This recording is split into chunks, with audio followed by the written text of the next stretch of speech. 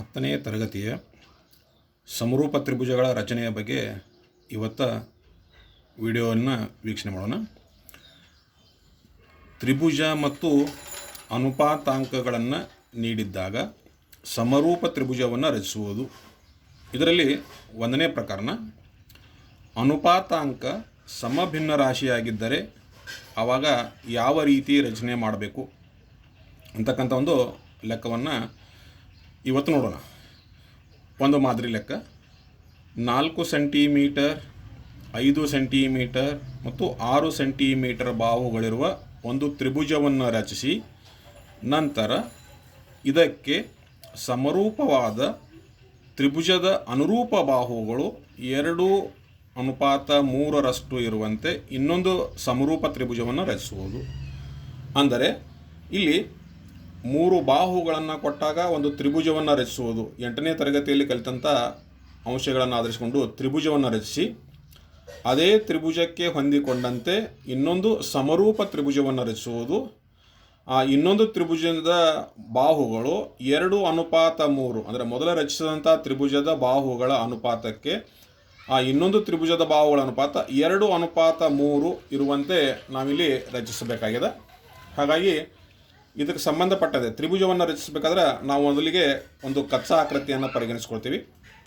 ಒಂದು ಕಚ್ಚಾ ಆಕೃತಿಯನ್ನು ಮೊದಲಿಗೆ ಪರಿಗಣಿಸ್ಕೋಬೇಕು. ಆ ಕಚ್ಚಾ ಆಕೃತಿಯನ್ನು ಯಾವುದಾದ್ರೂ ಒಂದು ಹೆಸರಿನಿಂದ ಗುರುತಿಸ್ಕೊಳ್ಳ್ರಿ. ಆಮೇಲೆ ಬಾಹುಗಳ ಅಳತೆಗಳನ್ನ ಕೊಟ್ಟದ. ಒಂದು ಬಾಹು 4 ಸೆಂಟಿಮೀಟರ್ ಅದ, ಇನ್ನೊಂದು ಬಾಹು 5 ಸೆಂಟಿಮೀಟರ್ ಅದ, ಇನ್ನೊಂದು ಬಾಹು 6 ಸೆಂಟಿಮೀಟರ್ ಅದ. ಒಂದೊಂದು ಬಾಹುಗಳ ಅಳತೆಗಳನ್ನು ಈ ಅಳತೆಗಳಿರುವಂತೆ ತಗೊಳ್ಳೋದು. ಸಾಮಾನ್ಯವಾಗಿ ಪಾದವನ್ನು ತೆಗೆದುಕೊಳ್ಳುವಾಗ ದೊಡ್ಡ ಬಾಹುವನ್ನು ಪರಿಗಣಿಸ್ತೀವಿ. ಅದನ್ನೇ ಮಾಡಬೇಕಂತಿಲ್ಲ. ಯಾವುದಾದ್ರೂ ಒಂದು ಬಾಹುವನ್ನು ಪಾದವನ್ನು ತಗೊಂಡು ಈ ರೀತಿ ತ್ರಿಭುಜವನ್ನು ರಚಿಸಿಕೊಂಡು ನಂತರ ಇದಕ್ಕೆ ಸಮರೂಪವಾದಂಥ ಇನ್ನೊಂದು ತ್ರಿಭುಜವನ್ನು ರಚಿಸೋದು. ಹಾಗಾದರೆ ಮೊದಲಿಗೆ ತ್ರಿಭುಜವನ್ನು ರಚಿಸಲಿಕ್ಕೆ 3 ಬಾಹುಗಳನ್ನು ಕೊಟ್ಟಾಗ ತ್ರಿಭುಜವನ್ನು ಯಾವ ರೀತಿ ರಚಿಸಬೇಕು ಅನ್ನೋದರ ಬಗ್ಗೆ ಈಗ ನೋಡೋಣ. ಮೊದಲಿಗೆ ಏನು ಮಾಡಬೇಕು? ಪಾದ 6 ಸೆಂಟಿಮೀಟರ್ ಅಳತೆ ಅದ. ಹೀಗಾಗಿ 6 ಸೆಂಟಿಮೀಟರ್ ಅಳತೆಯನ್ನು ಹೊಂದಿರತಕ್ಕಂಥ ಒಂದು ಪಾದವನ್ನು, ತ್ರಿಭುಜದ ಬಾಹುವನ್ನು ನಾವು ಮೊದಲಿಗೆ ರಚನೆ ಮಾಡಬೇಕು. ಈಗ 6 ಸೆಂಟಿಮೀಟರ್ ಬಾಹು ಇರತಕ್ಕಂಥ ಒಂದೇನಪ್ಪ ಅಂತಂದ್ರೆ ಬಾಹು, ಅದು ಬಿ ಸಿ ಆಯಿತು. ನಂತರ ಈ ಬಿ ಸಿಯಿಂದ ಎ ಬಿಂದು ಎಲ್ಲದ ಅನ್ನೋದನ್ನು ಗುರುತಿಸಲಿಕ್ಕೆ ನಾವು ಕೈವಾರವನ್ನು ಉಪಯೋಗಿಸ್ಕೊಳ್ತೀವಿ.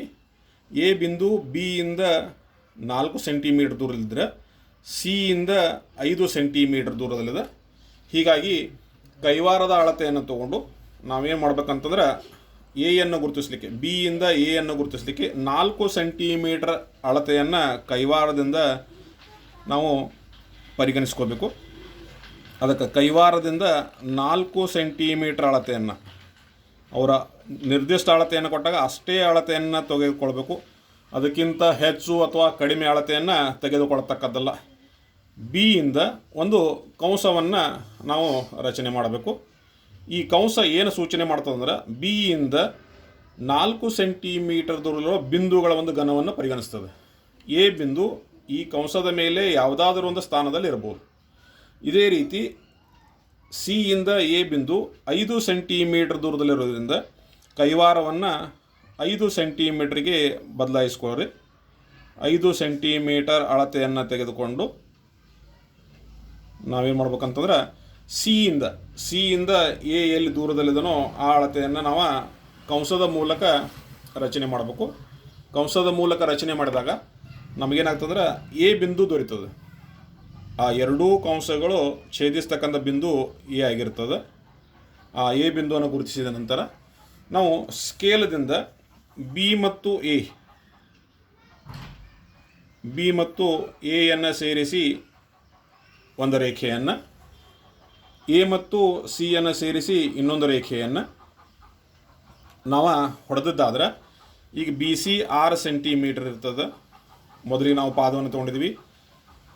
ಬಿ ಎ 4 ಸೆಂಟಿಮೀಟರ್ ಇರ್ತದೆ. ಆಮೇಲೆ ಎ ಸಿ ಇದ್ದದ್ದು 5 ಸೆಂಟಿಮೀಟರ್ ಇರ್ತದೆ. ಈ ರೀತಿ ನಮಗೆ ಈ ಮೂರೂ ಬಾಹುಗಳ ಅಳತೆಗಳನ್ನು ಕೊಟ್ಟಾಗ ನಮಗೆ ತ್ರಿಭುಜವನ್ನು ಯಾವ ರೀತಿ ರಚನೆ ಮಾಡ್ತೀವಿ ಅನ್ನೋದ್ರ ಬಗ್ಗೆ ನಾವು ರಚನೆ ಮಾಡಿದ್ದೀವಿ. ಇನ್ನು ಮುಂದೆ ಇದೇ ತ್ರಿಭುಜಕ್ಕೆ ಇನ್ನೊಂದು ಸಮರೂಪವಾದಂಥ ತ್ರಿಭುಜವನ್ನು ರಚಿಸೋದು. ಆ ತ್ರಿಭುಜದ ಬಾಹುಗಳು 2:3. ಈ ತ್ರಿಭುಜದ ಬಾಹುಗಳಿಗೆ 2:3 ರಚನೆಯನ್ನು ಮಾಡಬೇಕು. ಹಾಗಾದರೆ ಇಲ್ಲಿ ನಾವು ಇದಕ್ಕೆ ಸಮರೂಪವಾದಂಥ ಇನ್ನೊಂದು ತ್ರಿಭುಜ ಇದಕ್ಕೆ ಹೊಂದಿಕೊಂಡಂತೆನೇ ರಚಿಸ್ತೀವಿ, ಬೇರೆ ಕಡೆಗೆ ರಚನೆ ಮಾಡೋದಲ್ಲ. ಇಲ್ಲಿ ಇದೇ ತ್ರಿಭುಜಕ್ಕೆ ಹೊಂದಿಕೊಂಡಂತೆ ರಚನೆ ಮಾಡಬೇಕು. ಮೊದಲಿಗೆ ಬಿನಲ್ಲಿ ಲಘು ಕೋನವನ್ನು, ಬಿಯಲ್ಲಿ ಯಾವುದಾದ್ರೂ ಒಂದು ಲಘು ಕೋನವನ್ನು ರಚನೆ ಮಾಡುವುದು. ಇದು ಡಾಟೆಡ್ ಆಗಿರಲಿ. ಹಿಂದೆ ನಾವು ದತ್ತ ರೇಖಾಖಂಡವನ್ನು ನಿರ್ದಿಷ್ಟ ಅನುಪಾತದಲ್ಲಿ ವಿಭಾಗಿಸುವ ರೀತಿಯಲ್ಲಿ ರಚನೆ ಇಲ್ಲಿ ಮುಂದುವರಿತದೆ. ಹೀಗಾಗಿ ಬಿಯಲ್ಲಿ ಒಂದು ಡಾಟೆಡ್ ಗೆರೆಯನ್ನು ನಾವು ರಚನೆ ಮಾಡಿಕೊಂಡು ಇಲ್ಲಿ ಈ BX ರೇಖೆಯನ್ನು ನಾವೇನು ಮಾಡ್ಬೇಕಂದ್ರೆ ಸಮಾನವಾದಂಥ 3 ಭಾಗಗಳ ರೂಪದಲ್ಲಿ ರಚನೆಯನ್ನು ಮೊದಲಿಗೆ ಮಾಡಬೇಕು. ಯಾಕಂದರೆ ಈ ಅನುಪಾತಾಂಕವನ್ನು ಕೊಟ್ಟಾಗ ಛೇದ ಎಷ್ಟಿರ್ತದನೋ ಅಷ್ಟು ಸಮಭಾಗಗಳನ್ನು ಇಲ್ಲಿ ಮಾಡಬೇಕು. ಅದು ಬಿಯಿಂದ ಪ್ರಾರಂಭಿಸಲು ಯಾವ ಬಿಂದುವಿನಲ್ಲಿ ಕೋನವನ್ನು ರಚಿಸಿರ್ತೀವೋ ಆ ಬಿಂದುವಿನಿಂದ ಸಮಭಾಗಗಳನ್ನು ಗುರುತಿಸಲಿಕ್ಕೆ ನಿರ್ದಿಷ್ಟವಾದಂಥ ಯಾವುದಾದ್ರೂ ಒಂದು ಅಳತೆಯ ತ್ರಿಜ್ಯವನ್ನು ತೆಗೆದುಕೊಂಡು ನಾವು ಮುಂದುವರಿಬೇಕು. ಒಮ್ಮೆ ತ್ರಿಜ್ಯವನ್ನು ತೆಗೆದುಕೊಂಡ ನಂತರ ಬದಲಾಯಿಸೋದಿಲ್ಲ. 1ನೇ ಭಾಗದಿಂದ 2ನೇ ಭಾಗ, 2ನೇ ಭಾಗದಿಂದ 3ನೇ ಭಾಗ, ಈ ರೀತಿ ಸಮಾನವಾದಂಥ 3 ಭಾಗಗಳನ್ನು ಮಾಡಬೇಕು. ಆ ಭಾಗಗಳು B1, B2 ಮತ್ತು B3 ಆಗಿರಲಿ, ಅಥವಾ 1, 2, 3 ಈ ರೀತಿಯಾದರೂ ನಾವು ಅವುಗಳನ್ನು ಗುರುತಿಸಬಹುದು. ಇನ್ನು ಕೊನೆಯ ಬಿಂದುವನ್ನು ಒಯ್ದು ಸಿಯಲ್ಲಿ ಸೇರಿಸಬೇಕು. ಕೊನೆಯ ಬಿಂದುವನ್ನು 3ನೇ ಬಿಂದುವನ್ನು ಒಯ್ದು ಸಿಯಲ್ಲಿ ಸೇರಿಸತಕ್ಕದ್ದು. ಅದು ಏನಪ್ಪ ಅಂತಂದ್ರೆ ಡಾಟೆಡ್ ಗೆರೆ ಆಗಿರಲಿ, ಯಾಕಂದರೆ ನಾವು ತ್ರಿಭುಜವನ್ನು ರಚನೆ ಮಾಡಬೇಕಾಗಿರೋದು ಇದಕ್ಕೆ ಸಮರೂಪವಾದಂಥ ತ್ರಿಭುಜನ ಇಲ್ಲಿ ಇದು ಆಧಾರವಾಗಿ ಇರತಕ್ಕಂಥ ಇನ್ನೊಂದು ತ್ರಿಭುಜ ಅಂತ ನಾವು ಪರಿಗಣಿಸ್ಕೋಬಹುದು. ಈಗ ಇಲ್ಲಿ ಒಂದು ತ್ರಿಭುಜ ತಯಾರಾಯಿತು, B3C.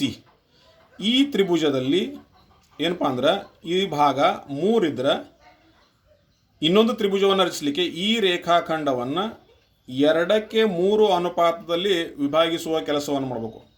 ಹಿಂದೆ 2:3 ಭಾಗದಲ್ಲಿ ವಿಭಾಗಿಸುವಾಗ ಅನುಪಾತ ಸೂಚ್ಯಾಂಕಗಳನ್ನು ಸೇರಿಸಿ 5 ಭಾಗಗಳನ್ನು ಮಾಡಿದ್ದೀವಿ.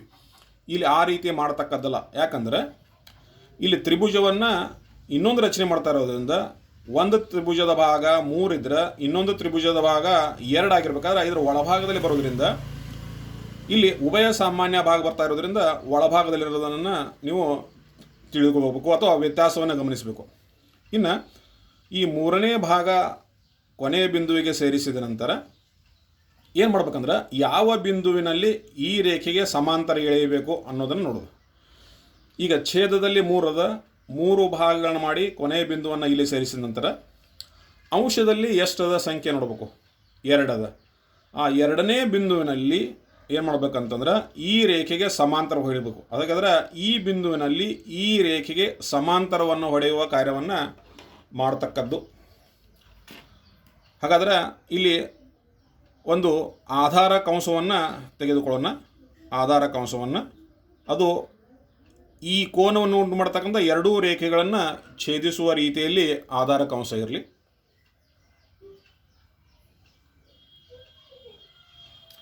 ಅದು ಈ ಕೋನವನ್ನು ಉಂಟು ಮಾಡ್ತಕ್ಕಂಥ 2 ರೇಖೆಗಳನ್ನು ಅದು ಹಾದು ಹೋಗುವ ರೀತಿಯಲ್ಲಿರಲಿ. ಇದು ಆಧಾರ ಕಂಸ. ಇದೇ ಆಧಾರ ಕಂಸವನ್ನು 2ನೇ ಬಿಂದುವಿನಲ್ಲಿ, ಯಾಕಂದರೆ 2:3 ವಿಭಾಗಿಸುವಾಗ 2 ಅಂಕಿ ಏನದಲ್ಲ ಅಂಶದಲ್ಲಿರ್ತಕ್ಕಂಥ ಸಂಖ್ಯೆ, ಆ ಸ್ಥಾನದಲ್ಲಿ ಏನು ಮಾಡ್ಬೇಕಂದ್ರೆ ಆಧಾರ ಕಂಸವನ್ನು ನಾವು ರಚನೆ ಮಾಡ್ತಕ್ಕದ್ದು. ಇದು ಆಧಾರ ಕಂಸ ರಚನೆ ಆಯಿತು. ಇನ್ನು ಈ ಕೋನೀಯ ಕಂಸವನ್ನು ಹೇಳಲಿಕ್ಕೆ ಕೋನದ ಅಳತೆ ಎಷ್ಟದ ಅನ್ನೋದನ್ನು ಕೈವಾರದ ಸಹಾಯದಿಂದ ಅಳತೆಯನ್ನು ತಗೋಬೇಕು. ಇದು ಈ ರೇಖೆ ಮತ್ತು ಈ ರೇಖೆಗಳ ನಡುವೆ ಉಂಟಾದಂಥ ಕೋನವನ್ನು ಸೂಚಿಸ್ತಕ್ಕಂಥ ಅಳತೆ. ಈ ಕಂಸವನ್ನು ನಾವು ಕೋನೀಯ ಕಂಸ ಅಂತ ಕರಿಬೇಕು. ಈ ಪಾದರೇಖೆಯನ್ನು ಎಲ್ಲಿ ಕತ್ತರಿಸಿರುತ್ತದನೋ ಈ ಆಧಾರ ಕಂಸ ಅಲ್ಲಿಂದ ಈ ಕೋನೀಯ ಕಂಸವನ್ನು ನಾವು ಗುರುತಿಸಿಕೊಳ್ಬೇಕು. ಈ ಕೋನೀಯ ಕಂಸವನ್ನು ಗುರುತಿಸಿಕೊಂಡ ನಂತರ ಈ ಎರಡನೇ ಬಿಂದುವಿನಿಂದ B2ದಿಂದ ಈ ಎರಡೂ ಕಂಸಗಳು ಎಲ್ಲಿ ಕತ್ತರಿಸಿರ್ತವೋ ಅಲ್ಲಿಂದ ಏನು ಮಾಡ್ಬೇಕಂತಂದ್ರೆ ಒಂದು ಡಾಟೆಡ್ ಗೆರೆಯನ್ನು ಹೊಡಿಬೇಕು. ಆ ಡಾಟೆಡ್ ಗೆರೆ ಏನಾಗಿರ್ತದಪ್ಪ ಅಂದ್ರೆ ಈ ರೇಖೆಗೆ ಇದು ಸಮಾಂತರವಾಗಿ ರಚನೆ ಆಗಿರ್ತದೆ. ಹೀಗಾಗಿ ಇದು BC ಆದರೆ ಈ ಬಿಂದುವನ್ನು ಅದು ಎಲ್ಲಿ ಛೇದಿಸ್ತದನೋ ಆ ಬಿಂದುವನ್ನು C' ಅಂತ ನಾವು ಗುರುತಿಸ್ಕೊಳ್ಬೋದು. ಇವಾಗ B3Cಗೆ B2C' ಇದು ಏನಾಗ್ತದ್ರೆ ಸಮಾಂತರವಾಗಿರ್ತದೆ. ಈಗ ಈ ಆಧಾರ ತ್ರಿಭುಜ ಇರ್ತದಲ್ಲ, ಈ ಆಧಾರ ತ್ರಿಭುಜದಲ್ಲಿ ಅದರ ಒಂದು ಬಾಹುವಿಗೆ ಸಮಾಂತರವಾಗಿ ಒಂದು ರೇಖೆಯನ್ನು ಎಳೆದೀವಿ. ಹಾಗಾದರೆ ಈ ಎರಡೂ ತ್ರಿಭುಜಗಳೇನಾಗಿರ್ತಾವೆ ಅಂದ್ರೆ ಸಮರೂಪಿಗಳಾಗಿರ್ತಾವೆ. ಆಮೇಲೆ ಈ ತ್ರಿಭುಜದ ಬಾಹುಗಳು 2:3 ಅನುಪಾತದಲ್ಲಿರ್ತಾವೆ. ಇದು ಆಧಾರ ತ್ರಿಭುಜ. ನಾವು ಮಾಡಬೇಕಾಗಿರೋದು ABC ತ್ರಿಭುಜಕ್ಕೆ ಸಮರೂಪಿಯಾದಂಥ ತ್ರಿಭುಜವನ್ನು ರಚಿಸೋದು. ಈ ಆಧಾರ ತ್ರಿಭುಜವನ್ನು ಆಧರಿಸಿಕೊಂಡು ನಾವು ಏನಪ್ಪ ಅಂದ್ರೆ ಸಮರೂಪವಾದಂಥ ತ್ರಿಭುಜವನ್ನು ರಚನೆ ಮಾಡ್ತೀವಿ. ಹೀಗಾದಮೇಲೆ ಈ C' ಬಿಂದುವಿನಲ್ಲಿ ACಗೆ ಸಮಾಂತರವಾಗಿ ನಾವು ಒಂದು ರೇಖೆಯನ್ನು ಹೊಡೆಯುವ ಕಾರ್ಯವನ್ನು ಕೊನೆಯದಾಗಿ ಮಾಡಬೇಕು. ಹಾಗಾದರೆ C' ACಗೆ ಸಮಾಂತರವಾಗಿ ರೇಖೆ ನೀಡಬೇಕಾದ್ರೆ ಇಲ್ಲಿ ಉಂಟಾದಂಥ ಕೋನ C ಬಿಂದುವಿನಲ್ಲಿ ಉಂಟಾದ ಕೋನವನ್ನು ನಾವು ಏನು ಅಂತಂದ್ರೆ ಪರಿಗಣಿಸ್ಕೋಬೇಕು. Cನಲ್ಲಿ ಎಷ್ಟು ಕೋನವನ್ನು ಎಷ್ಟು ಕೋನ ಉಂಟಾದದನೋ ಆ ಕೋನವನ್ನು ಗುರುತಿಸಲಿಕ್ಕೆ Cನಲ್ಲಿ ಉಂಟು ಮಾಡಿದಂಥ ಕೋನ ಏನದಪ್ಪ ಅಂತಂದ್ರೆ ಆ ಎರಡೂ ರೇಖೆಗಳನ್ನು ಛೇದಿಸುವ ರೀತಿಯಲ್ಲಿ ಕಂಸವನ್ನು ಹೊಡ್ಕೊಂಡು ಇದು ಆಧಾರ ಕಂಸ C ಬಿಂದುವಿನಲ್ಲಿ. ಈ ಆಧಾರ ಕಂಸವನ್ನು C' ಬಿಂದುವಿನಲ್ಲಿ ನಾವು ರಚನೆ ಮಾಡ್ಕೋಬೇಕು. ಆಧಾರ ಕಂಸವನ್ನು C' ಬಿಂದುವಿನಲ್ಲಿ ರಚನೆ ಮಾಡ್ಕೋಬೇಕು. ಇನ್ನು ಕೋನೀಯ ಕಂಸ ಎಳೆಯಬೇಕಾದ್ರೆ ಈ ಕೋನ ಎಷ್ಟು ಉಂಟಾಗ್ಯದ ಅನ್ನಲಿಕ್ಕೆ ಅಳತೆಯನ್ನು ನಾವು ಕೈವಾರದ ಸಹಾಯದಿಂದ ಅಳತೆ ಮಾಡಿಕೊಂಡು ಅದು ಎಷ್ಟದ ಅನ್ನೋದನ್ನು ಕಂಡುಹಿಡ್ಕೊಂಡು ಈ ಬಿಂದುವಿನಿಂದ ಅದು ಪಾದವನ್ನು ಈ BC ಬಾಹುವನ್ನು ಎಲ್ಲಿ ಛೇದಿಸಿದನೋ ಅಲ್ಲಿಂದ ನಾವು ಈ ಕೋನೀಯ ಕಂಸವನ್ನು ರಚನೆ ಮಾಡ್ಕೋಬೇಕು. ಕೋನೀಯ ಕಂಸವನ್ನು ರಚನೆ ಮಾಡಿಕೊಂಡ ನಂತರ C' ಈ ಎರಡೂ ಕಂಸಗಳು ಎಲ್ಲಿ ಛೇದಿಸಿರ್ತಾವೋ ಅವುಗಳನ್ನು ಸೇರಿಸಿಕೊಂಡು ನಾವೇನು ಮಾಡ್ಬೇಕಂದ್ರೆ ಸಮಾಂತರ ರೇಖೆಯನ್ನು ರಚನೆ ಮಾಡಬೇಕು. ಅದೇನಾಗ್ತದೆ ಅಂದ್ರೆ ABಯನ್ನು ಒಂದು ಬಿಂದುವಿನಲ್ಲಿ ಛೇದಿಸಿದ ಅದು A'. ಈಗ ರಚನೆ ಆದಂಥ ತ್ರಿಭುಜ A',